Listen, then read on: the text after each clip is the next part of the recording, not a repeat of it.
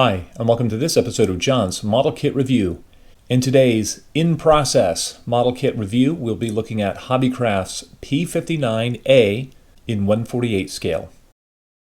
The P-59A was the first American jet fighter, and while it's historically significant for that reason, it really wasn't an outstanding performer.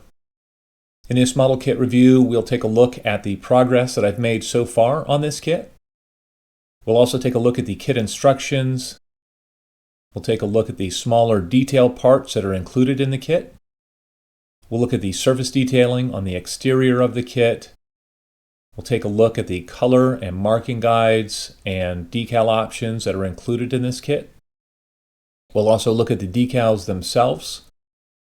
We'll take a look at the clear parts that are included with the kit. I'll talk about potential problem areas to watch out for. And we'll look at any aftermarket items that I'm planning to use in this build. This kit is best treated as a limited run kit, and it will definitely benefit from some careful research and some mild modification to the kit parts.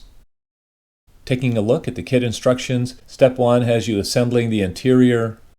Looking at the detail parts here, these are super basic. There's a big ejector pin mark in the middle of the seat. The shape is not correct, and the instrument faces really don't look like the originals.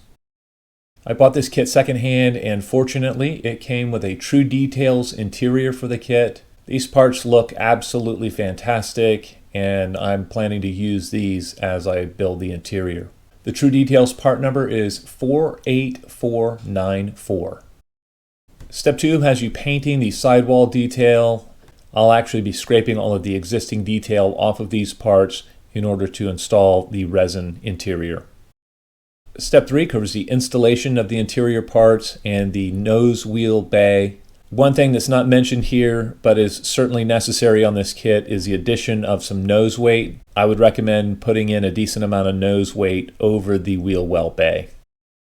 Step 4 has you joining the fuselage halves around the cockpit interior and the nose wheel bay. I have differed from this by gluing the tail parts, and that is parts C4 and C2, to their respective fuselage halves in order to get a very good seam on the outside panel line where these two parts join.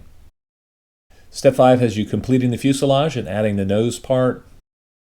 Step 6 covers the wing assembly, and there's no positive locators for the exhaust, so it took me a long time to get those angled just right and equal on both sides as they protrude from the jet engine housings. In step 7, we're adding the flaps and ailerons and wingtips. This just required more dry fitting, but I was able to get everything in place pretty easily.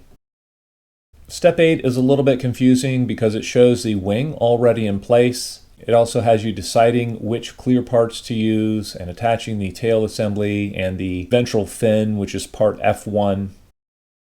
Attaching the wing assembly to the fuselage is a critical area on this kit to get right.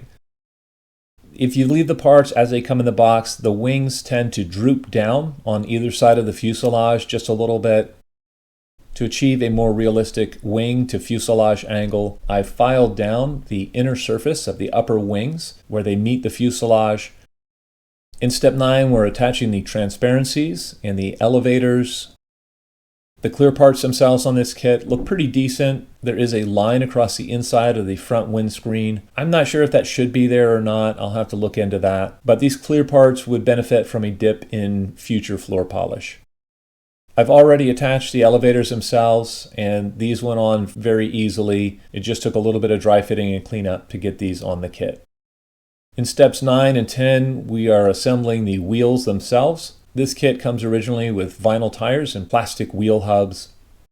Thankfully, mine came with some contact resin wheels. The contact resin parts also included a rudder for the kit. The contact resin part number is CR48011. In this picture, you can see that I have cut off the rudder in preparation for adding the resin tail. In the first part of step 11, we're adding the landing gear and the landing gear doors to the kit. This is another area of the kit that can be improved. The P-59 sat somewhat nose high on the tarmac. The kit landing gear would have the plane sitting almost level on the tarmac, so either the nose wheel gear needs to be lengthened a little bit or the main gear needs to be shortened a little bit to correct the sit.